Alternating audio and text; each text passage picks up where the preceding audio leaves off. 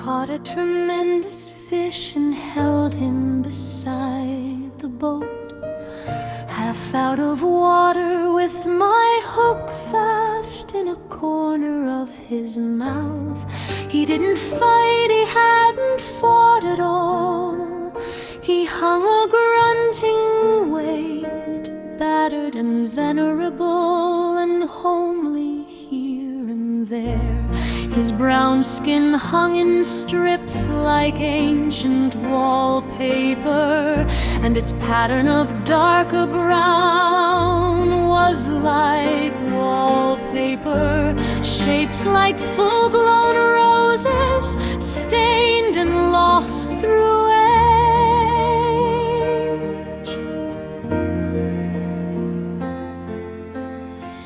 He was speckled with barnacles, fine rosettes of lime, and infested with tiny white sea-lice. And underneath 2 or 3 rags of green weed hung down, while his gills were breathing in the terrible oxygen. The frightening gills, fresh and crisp with blood that can cut so badly.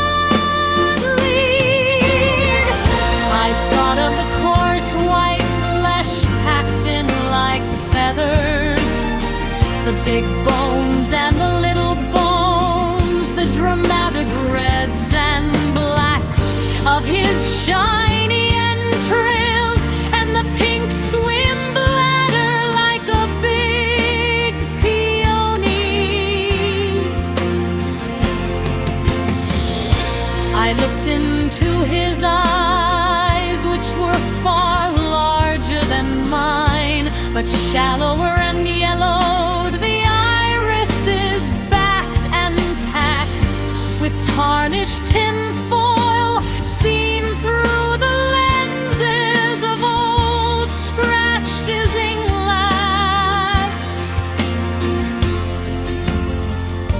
They shifted a little, but not to return my stare.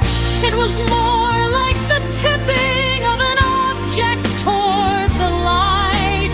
I admired his sullen face, the mechanism of his jaw, and then I saw that from his lower lip, if you could call it a lip, grim, wet and weapon-like,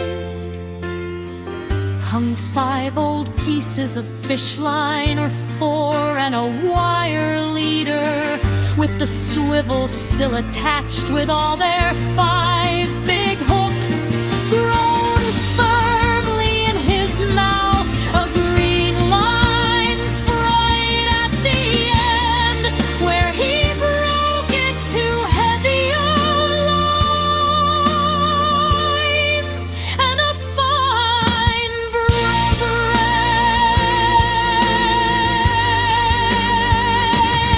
still crimped from the strain and snap when it broke, and he got away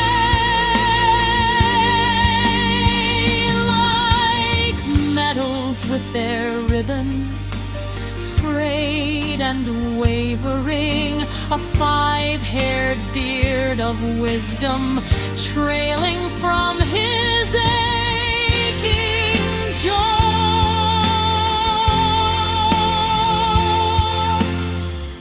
I stared and stared, and victory filled up the little rented boat from the pool of bilge, where oil had spread a rainbow around the rusted engine, to the bale a rusted orange.